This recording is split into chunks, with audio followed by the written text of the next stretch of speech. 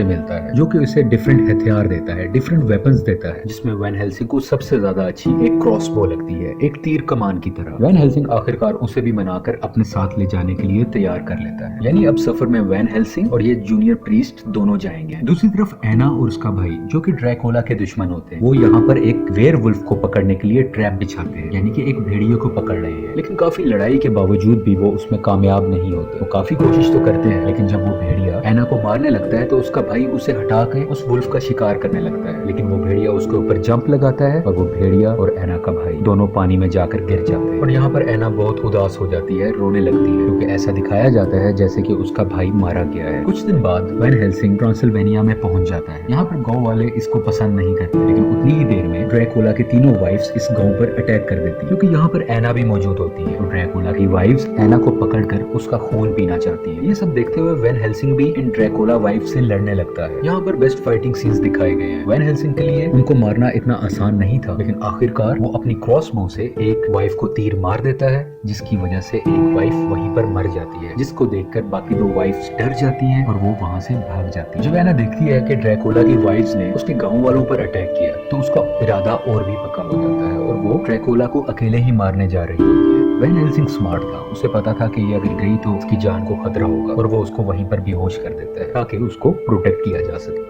एना जब बेहोशी से जागती है तो वहां पर वो एक भेड़िया को देखती है, जो उस पर अटैक कर देता है। और यहीं पर हमें रिवील होता है कि वो भेड़िया और कोई नहीं, उसी का भाई था। क्योंकि स्टोरी में जब हम थोड़ा सा पीछे जाते हैं तो वो भेड़िया जो उसके भाई पर जिसने अटैक किया था, वो इसको पहाड़ से नीचे गिरते हुए काट लेता है। अब क्योंकि वो एक वेयरवुल्फ था, और वेयरवुल्फ की निशानी ये होती है, वो जिसको काटता है वो इंसान भी वेयरवुल्फ बन जाता है, यानी कि आधा इंसान और आधा भेड़िया। अब एना का भाई आधा इंसान और आधा भेड़िया बन चुका है, और वो एना को बताता है कि वो ड्रैकुला की सीक्रेट्स के बारे में जानता है, कि वो क्या करने वाला है, और सिर्फ उसी के पास मेरा इलाज है, जिसकी वजह से मैं ड्रैकुला के काबू में हूँ। इतनी ही देर में वैन हेल्सिंग वहाँ आ जाता है और उसे मारने की कोशिश करता है, लेकिन एना का भाई दोबारा से भेड़िया बन जाता है और वो वहाँ से भाग जाता है। ये दोनों एना के भाई का पीछा करते हुए एक ऐसी जगह पर पहुंचते हैं जहाँ पर ड्रैकुला का सीक्रेट रिवील हो जाता है। ये देखते हैं कि वहाँ पर बहुत ज्यादा एग्स हैं, जिसकी मदद से ड्रैकुला अपने हजारों लाखों ऑफस्प्रिंग्स पैदा करना चाहता है, यानी कि अपने बच्चे पैदा करना चाहता है, ताकि उसकी आर्मी बढ़ सके, उसकी जनरेशन बढ़ सके। और इस मकसद के लिए उसे बहुत ज्यादा हाई एनर्जी चाहिए ताकि वो बच्चे पैदा हो सके। और एना के भाई को ड्रैकुला ने अपने काबू में किया हुआ है, ताकि उसकी बॉडी की एनर्जी से वो अपने बच्चों को जिंदा कर सके। और वो कुछ बच्चों को जिंदा भी कर लेता है, और ये बच्चे जिंदा होते ही गांव की तरफ जाते हैं ताकि लोगों का खून पी सके। और दूसरी तरफ यहाँ पे फर्स्ट टाइम वैन हेल्सिंग और ड्रैकुला का आमना सामना होता है, लेकिन वैन हेल्सिंग मौका देख के एना को लेके वहाँ से भाग जाता है। ड्रैकुला ने बेसिकली एना के भाई को अपने एक्सपेरिमेंट के लिए इस्तेमाल किया होता है, क्योंकि उसके अंदर भेड़िए यानी वेयरवुल्फ की भी ताकत है, लेकिन ये ताकत इतनी काफी नहीं होती कि ड्रैकुला के लाखों बच्चों को वो पैदा कर सके। और ड्रैकुला का एक्सपेरिमेंट फेल हो जाता है, बल्कि जो थोड़े बहुत बच्चे उसके निकले भी हुए थे वो भी वहीं पर मर जाते हैं, और एक बार फिर से ड्रैकुला को हार का मुंह देखना पड़ता है।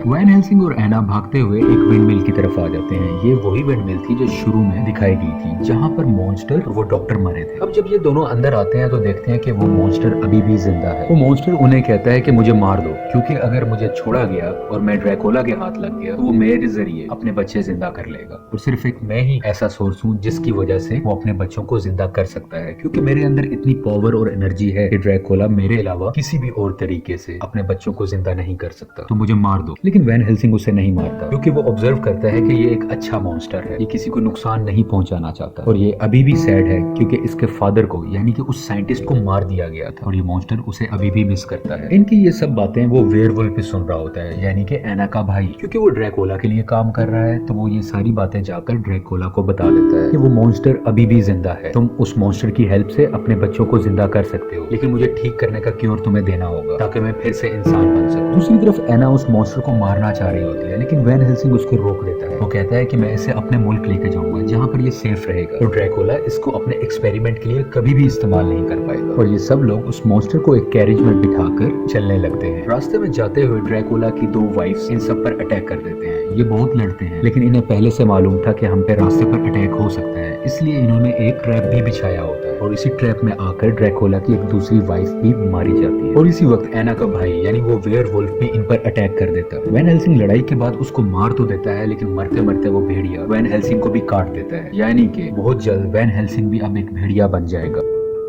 थी और देखते ही देखते ड्रैकुला की तीसरी वाइफ एना को उठाकर उड़ जाती है, यानी कि एना को पकड़ लेती है और वो कहती है कि अगर तुम्हें एना चाहिए तो इस मॉन्स्टर को तुम्हें हमारे हवाले करना होगा। वैन हेल्सिंग इसके लिए तैयार हो जाता है और वो कहता है कि ठीक है, हम सौदा ऐसी जगह पर करेंगे जहाँ पर बहुत ज्यादा लोग होंगे।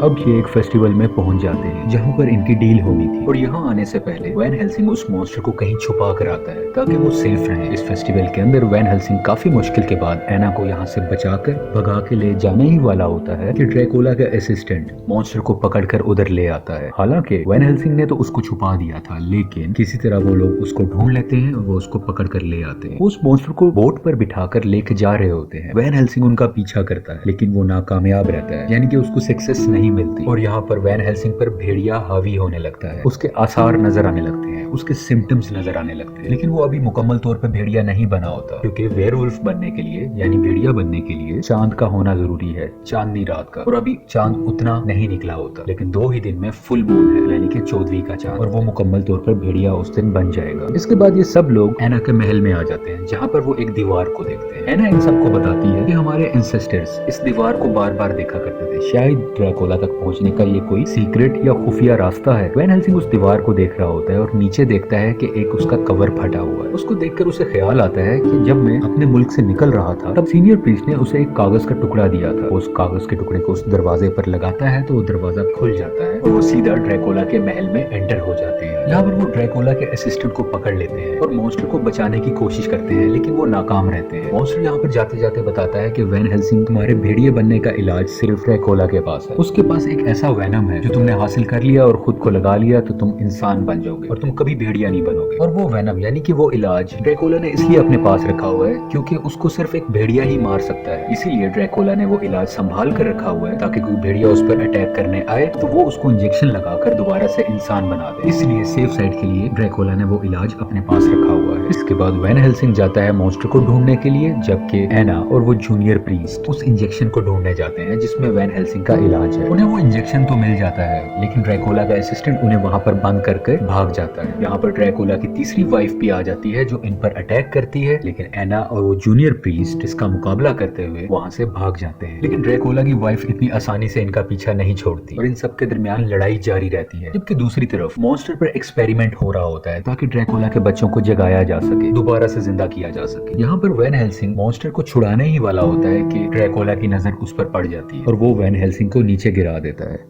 दूसरी तरफ वो मॉन्स्टर एक बिजली के झटके से आजाद हो जाता है और वो नीचे गिरने लगता है और वो सीधा जाकर ड्रैकुला की वाइफ के ऊपर जाकर गिरता है, जो कि एना को तकरीबन मारने ही वाली थी, लेकिन मॉन्स्टर के इसके ऊपर गिरने से इसकी तीसरी वाइफ भी मारी जाती है। आज पूरे चांद की रात है और वैन हेल्सिंग एक इंसान से एक वेयरवुल्फ बन जाता है, यानी कि भेड़िया बन जाता है, जो दिखने में काफी डरावना और बहुत ताकतवर है। वैन हेल्सिंग भेड़िया की शक्ल में ड्रैकुला से लड़ने लगता है और ड्रैकुला भी अब अपने वैम्पायर की मुकम्मल ताकत में है। ये दोनों आपस में काफी देर लड़ते हैं, कभी तो ड्रैकुला वैन हेल्सिंग को मार रहा होता है तो कभी वैन हेल्सिंग ड्रैकुला को, लेकिन आखिरकार वैन हेल्सिंग उसकी गर्दन पर काट देता है जिसकी वजह से ड्रैकुला वहीं पर मारा जाता है। और उसके मरते ही ड्रैकुला के जितने बच्चे थे जिनको वो जिंदा करना चाहता था वो सारे भी मर जाते हैं। एना देखती है कि वैन हेल्सिंग भेड़िया बन चुका है क्योंकि एना के पास वो इंजेक्शन था जिससे वो उसे ठीक कर सकती थी, तो वो उसे लगाने की कोशिश करती है, लेकिन वैन हेल्सिंग समझता है कि ये उसके लिए कोई खतरा है और गलती से ये भेड़िया एना पर हमला कर देता है और एना वहीं पर मर जाती है। यानी कि वैन हेल्सिंग ने ही एना को मार दिया है, लेकिन मरते मरते एना ने वैन हेल्सिंग को वो इंजेक्शन लगा दिया होता है जिसकी वजह से थोड़ी ही देर में वैन हेल्सिंग दोबारा से इंसान बनता है और अपनी गलती पे बहुत पछताता है। एना को पकड़ के बहुत रोता है कि उसने ये क्या कर दिया। ये एक सैड मोमेंट है। इसके बाद ये सब समंदर के किनारे जाते हैं और एना की डेड बॉडी को आग लगा देते हैं और उसी की थोड़ी देर बाद वैन हेल्सिंग आसमान की तरफ देखता है जहाँ पे बादलों में उसे एना दिखाई देती है जो कि मुस्कुरा रही होती है, बहुत खुश लग रही होती है और वैन हेल्सिंग भी उसको देखकर मुस्कुराता है जैसे कि एना को सब कुछ मिल गया हो, जैसे वो अपने पेरेंट्स के साथ जाकर मिल गई हो। और यहीं पे वैन हेल्सिंग की स्माइल के साथ ये मूवी भी एंड हो जाती है। Thank you for watching.